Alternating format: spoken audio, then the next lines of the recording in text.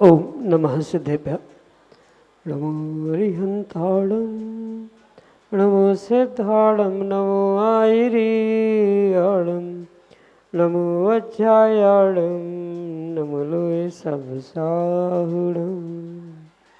पंच परमेष्टि भगवान की, परम पूज्य आचार्य भगवंत गुरुवर विशुद्ध सागर जी मुनि महाराज की, परम पूज्य मुनि श्री सुप्रभ सागर जी महाराज की,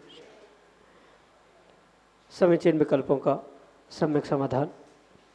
सम्यक ज्ञान की वह अलौकिक विधा जिसके माध्यम से निश्चित ही हम अपने जीवन के उस अज्ञान रूपी अंधकार को दूर करके और अपने जीवन में सम्यक ज्ञान रूपी ज्योति को ज्योतित कर सकते हैं, क्योंकि वही सम्यक समाधान, सम्यक ज्ञान आत्मा के कल्याण के लिए कार्यकारी उपाय है। और ऐसे आत्म कल्याण की वह अनूठी विधा हम सभी को परम पूज्य आचार्य भगवंत गुरुवर विशुद्ध सागर जी महाराज के मंगल सुभाषिष से, उन्हीं के सुयोग से परम पूज्य मुनि श्री सुप्रभ सागर जी महाराज के मुखारबिंद से प्राप्त हो रही है। आप भी अपना समीचीन विकल्प भेज करके और उसका आगम के परिप्रेक्ष्य में सम्यक समाधान प्राप्त कर सकते हैं। प्रारंभ करते हैं आज का सम्यक समाधान।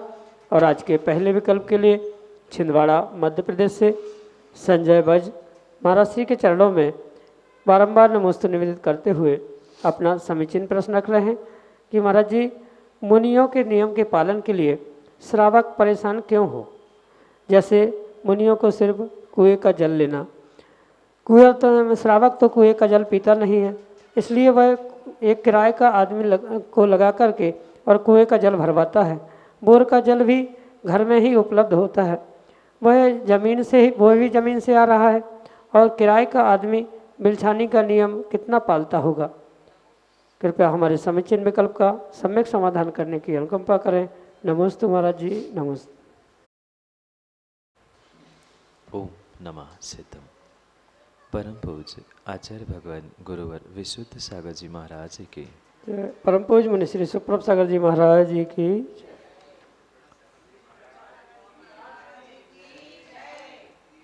पानी पीने की बात मात्र साधु मुनियों की नहीं, अभी तो आचार्य भगवंतों ने एक श्रावक के लिए भी छना हुआ पानी ही प्रयोग करने की आज्ञा प्रदान करते।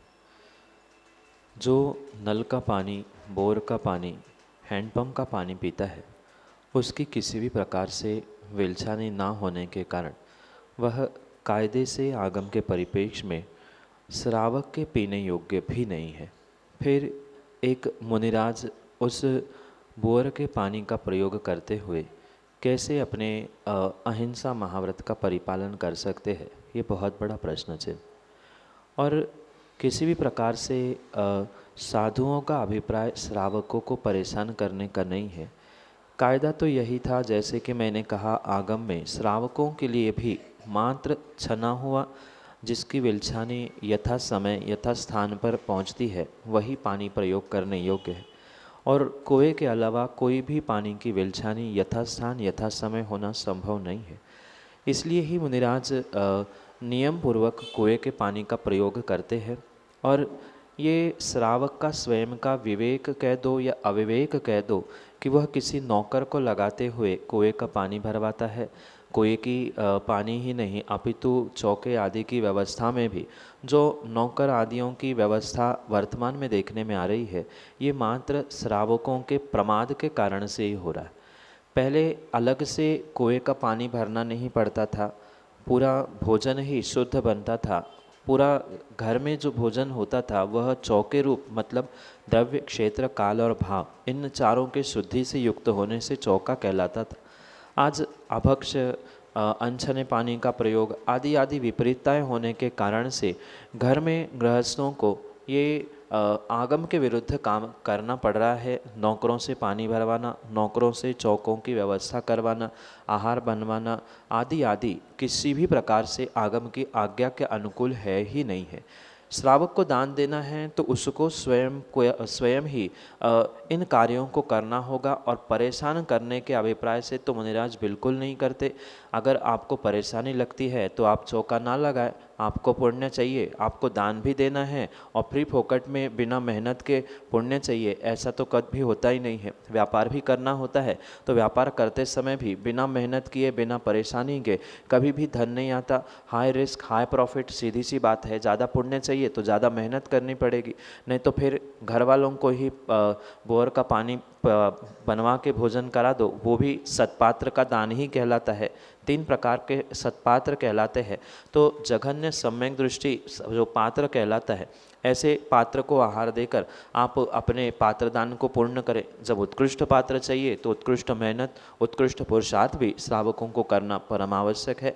अगर आप ये सोचकर मुनियों का चौका लगाते हैं, पड़गान करते हैं, आहार कराते हैं कि श्रावकों को परेशान होना पड़ता है, महाराजों को नियम बदलना चाहिए, तो आपको जो इतना सारा पुण्य मिलना था तो इतना भी पुण्य वहाँ पर मिलेगा नहीं, बदले में पाप ही मिलेगा। क्योंकि व्यक्ति के अभिप्राय पर निर्भर करता है वह कार्य किस प्रकार से करता है और उसका पुण्य पाप वह किस प्रकार से प्राप्त कर।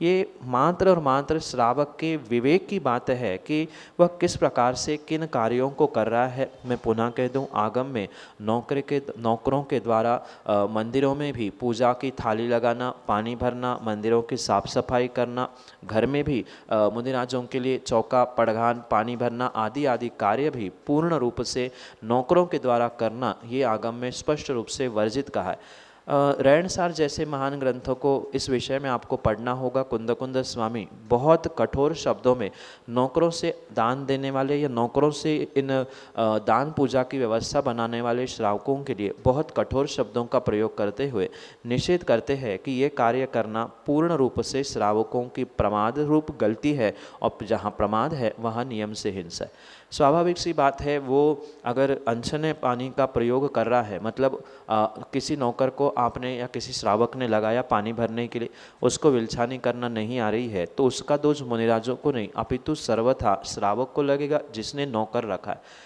क्योंकि दास दासी नौकर रखने में दोष नहीं है, पर फिर भी ये ध्यान रखें जो विवेक से कार्य एक श्रावक करता है वह नौकर नहीं कर सकता, ये परम सत्य है। पर उसके निमित्त से जो दोष, जो पाप, जो हिंसा का आश्रय होगा वह पूर्ण रूप से श्रावक के अविवेक से श्रावक को होगा, ना कि साधु को होने वाला है। इसलिए ये ध्यान रखें कि प्रमादजन्य क्रिया श्रावक करे और उसका आरोप मुनिराजों पर थोपे कि उनके नियम के कारण हम परेशान हो रहे हैं। अगर आपको परेशानी लग रही है तो बहुत अच्छी बात है, आप दूर से अनुमोदना करें। आपको पुण्य भी चाहिए, परेशानी भी नहीं होनी चाहिए, ऐसा हो ही नहीं सकता। इसलिए ये विवेक श्रावक का है कि उसको कौन सा कार्य स्वयं करना, कौन सा कार्य किससे कराना।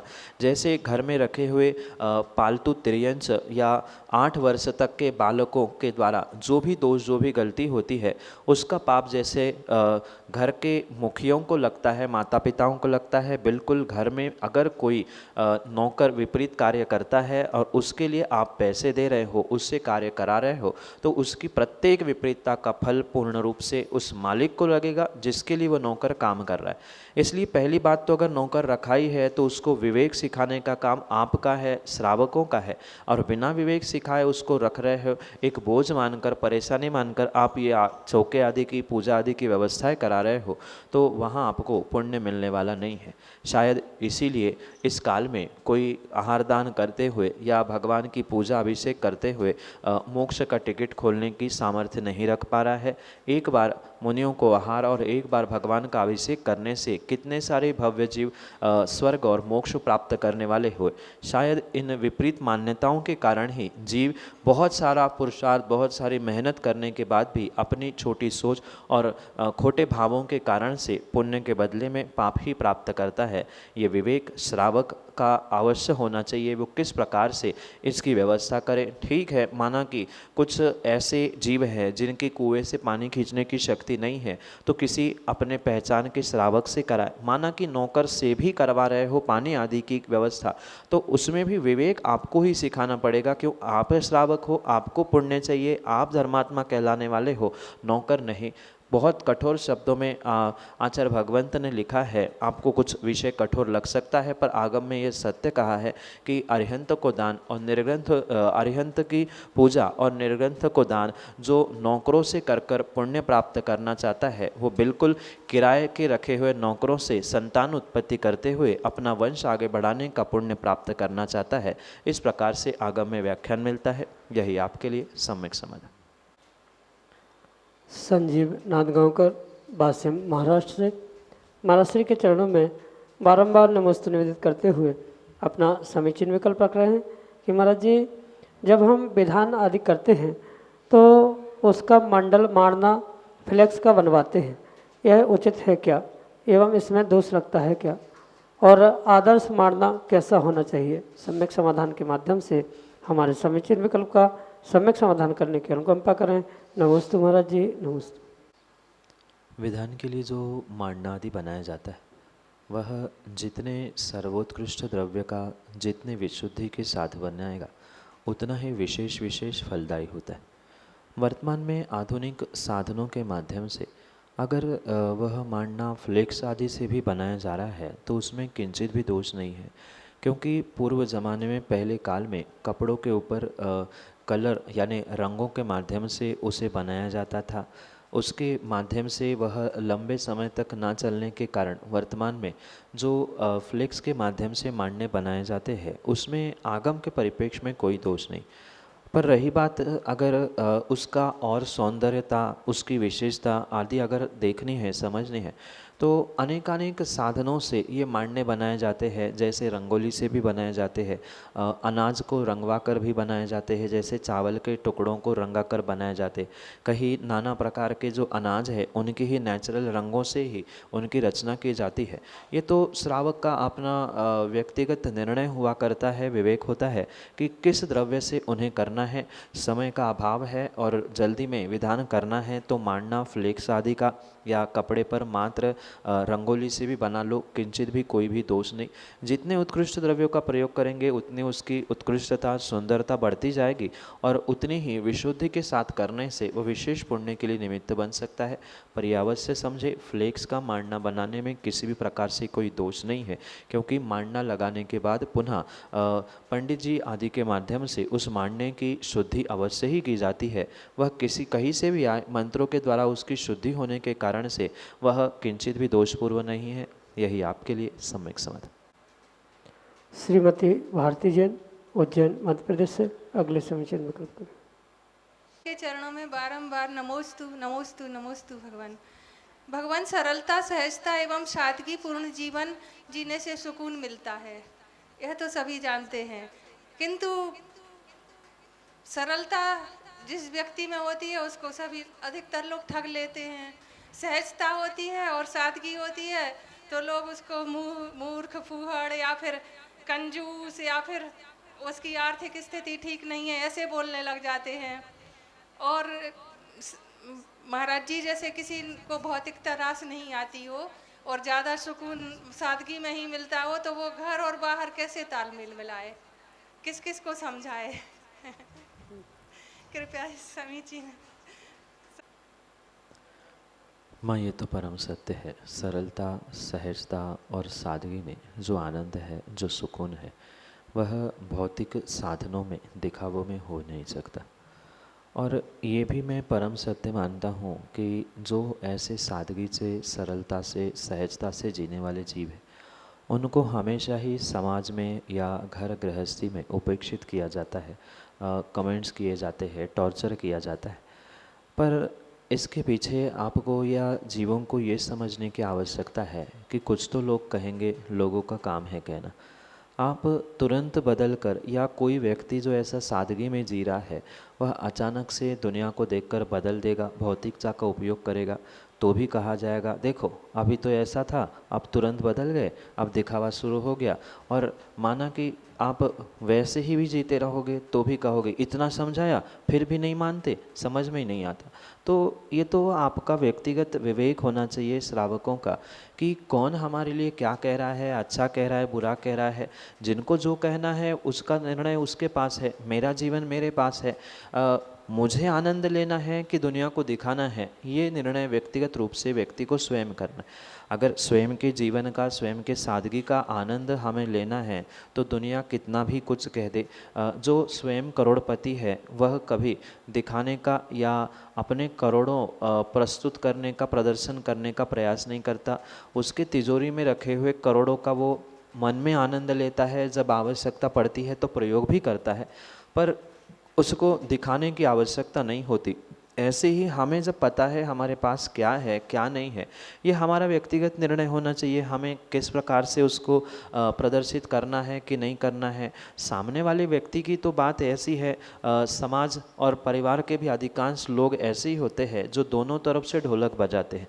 जब जैसा काम होता है तब कभी इधर से बजाते हैं, इधर जाओ सो इधर से बजाते हैं। ये तो आपको ही अपना विवेक करते हुए अपने जीवन का आनंद व्यक्तिगत रूप से लेने का निर्णय करना। क्योंकि कितने भी लोग कैसे भी मिलेंगे, पर जो व्यक्तिगत रूप से अपने स्वयं के जीवन का आनंद अपने आप को लेना है वो दूसरों के कहने से, दूसरों के दिखावे से नहीं हो सकता। माना कि दूसरों की बातों को समझते हुए, मानते हुए, समाज परिवार को देखते हुए कोई व्यक्ति भौतिकता की ओर बढ़ जाता है, सादगी, सहजता और सरलता को छोड़ते हुए, तो वह दुनिया के नज़रों में तो बहुत अच्छा और बहुत आनंदमय जीवन जीता है, पर कहीं ना कहीं वो भीतर अंदर ही अंदर कुंठा है, हीन भावना लाता है। अरे यार मुझे तो ये अच्छा नहीं लगता, फिर भी दुनिया के सामने करना पड़ता है। ऐसा जीवन जीने से कोई मतलब नहीं है। उससे अच्छा है हम कम प्रदर्शन करें, कम दिखावा करें, पर अपने जीवन के जो सादगी, सरलता और सहजता है उसे छोड़ने का प्रयास ना करें। ये कठोर निर्णय करना होगा कि कुछ तो लोग कहेंगे, लोगों का काम है कहना, वे तो कहते ही रहेंगे। जब रामचंद्र जी, सीता जी, उनको भी लोगों ने उंगली उठाकर दोनों को अलग कर दिया, फिर तो ये श्रावक का वर्तमान में और पंचम काल में तो और विवेक होना चाहिए कि समाज के लोग तो और परिवार के लोग तो कुछ ऐसे होते ही है जो दोनों तरफ से बजाएंगे। तो मुझे अपना निर्णय करते हुए अपने जीवन को आनंदमय करने का पुरुषार्थ स्वयं के विचारों से, स्वयं के विवेक से करना है, ना कि दुनिया को समझाने से। यही आपके लिए सम्यक समाधान। श्रीमती शोभा पाटोदी, ऋषिनगर, उज्जैन, मध्य प्रदेश से अगले समीचन में कल करें। देव के चरणों में नमोस्तु नमोस्तु नमोस्तु महाराज। मेरी शंका है कि सीता राजा जनक की बेटी थी और राजा दशरथ की पुत्र वधू थी, दोनों ही राजा थे, फिर भी उन्होंने मतलब पूर्व भाव में ऐसा क्या कार्य किया था कि उसको दुख ही दुख प्राप्त हुए? किसी राजा आदि की पुत्र पुत्रवधू होने से कर्मों का लेखा जोखा नहीं बदल सकता। ये तो सत्य है, जो जस कर ही तो तस फल चाखा।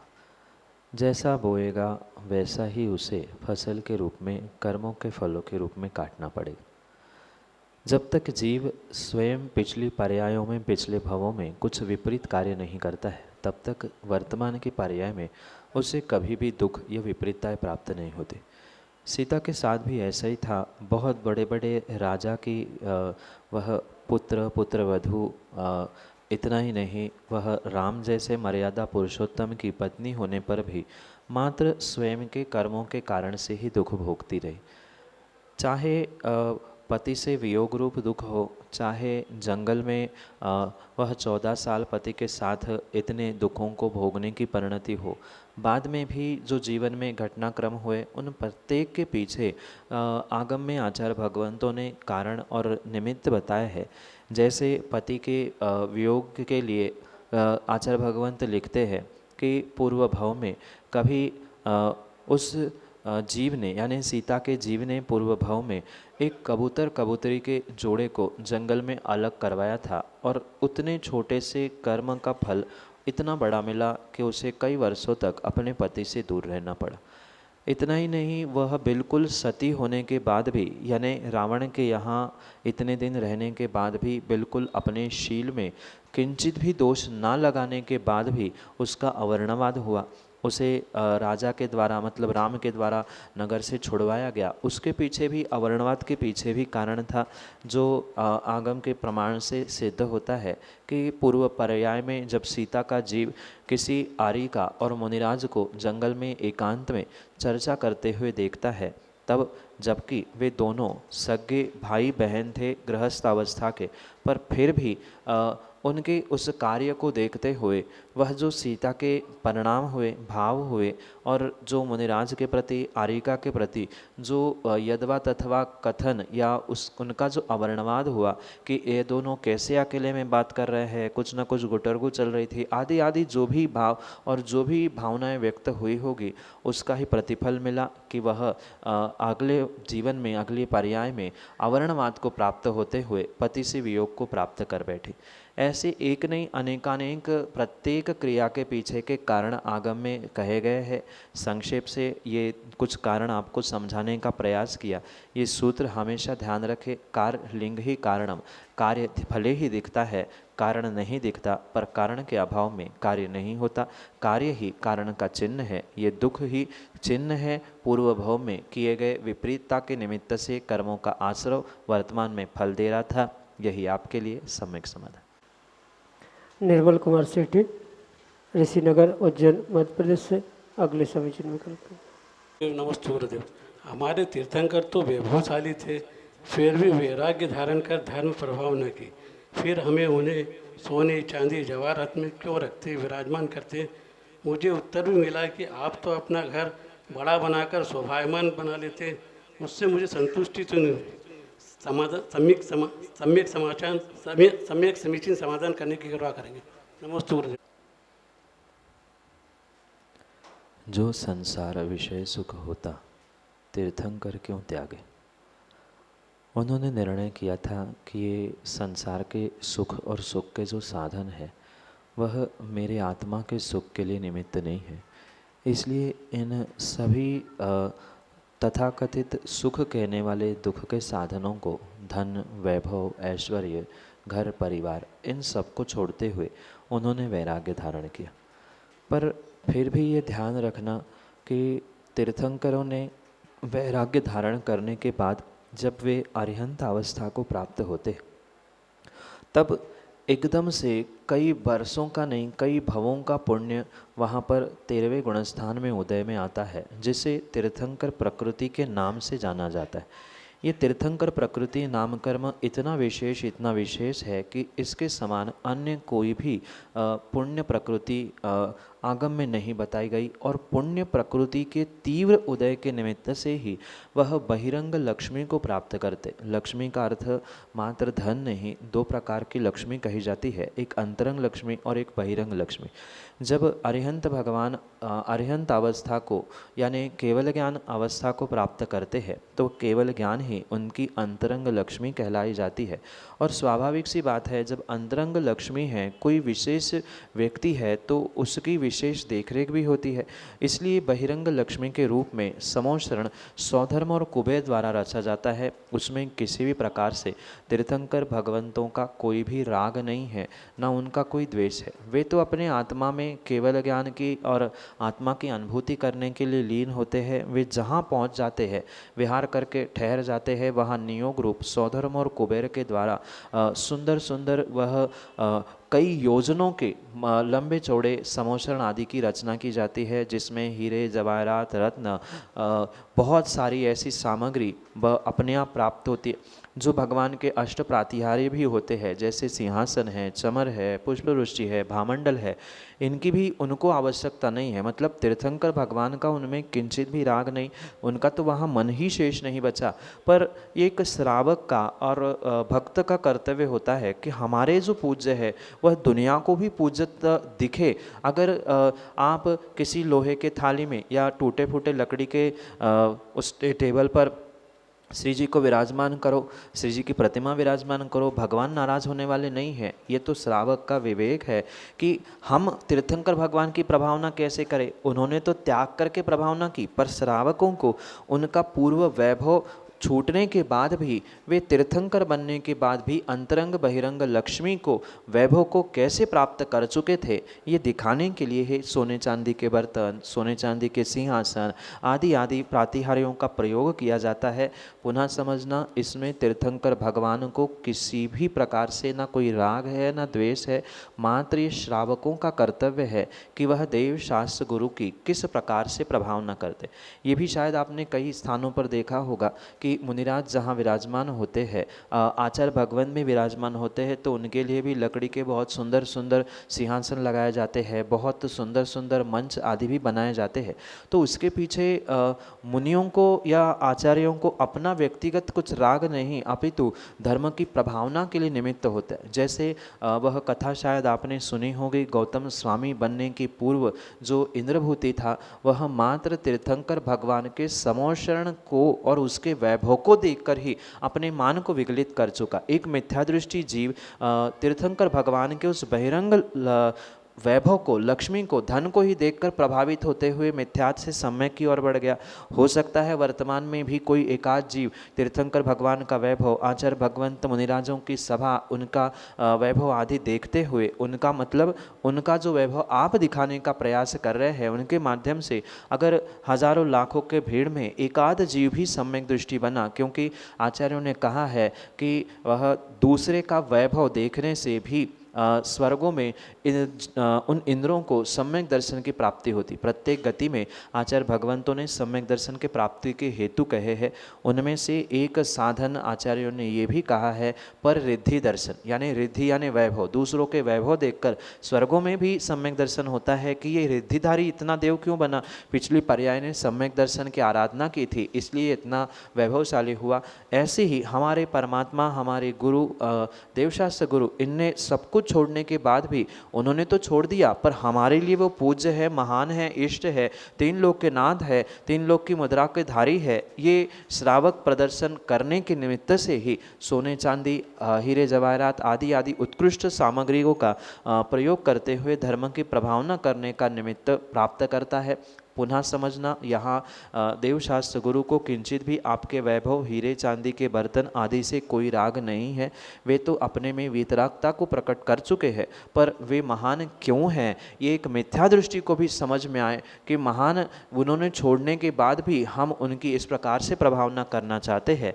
इसी निमित्त से ये सब कुछ दिखावा भी कभी कभी करना आवश्यक होता है। सर्वथा अगर इसको दिखावा कहे तो फिर भगवान तीर्थंकर के निमित्त से जो समोशरण की रचना कुबेर और सौधर्म आदि करते हैं, वहाँ भी आप पता करना, दरवाजे पर जहाँ तोरण द्वार बनता है वहाँ एक दिशा में 14 रत्न और 9 निधि जो चक्रवर्ती एक अपने जीवन में प्राप्त करता है, वह दरवाजे के तोरण द्वार के एक तरफ ऐसे 4 द्वार और दोनों तरफ इतने रत्न की राशि तो यूं ही पड़ी रहती है, मात्र वैभव का प्रदर्शन कि हमारे भगवंतों ने क्या क्या छोड़ दिया, इन सबको छोड़कर वे क्यों महान हुए, ये प्रभावना दिखाने के लिए श्रावक ये कार्य करता है। यही आपके लिए सम्यक समझ।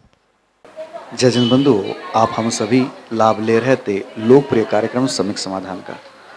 प्रतिदिन यह कार्यक्रम 5:13 पे यूट्यूब चैनल सुप्रवाच के माध्यम से प्रसारित होता है।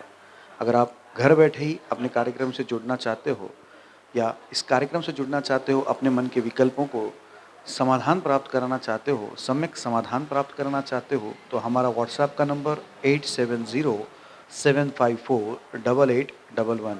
याद रखिए 8707548811।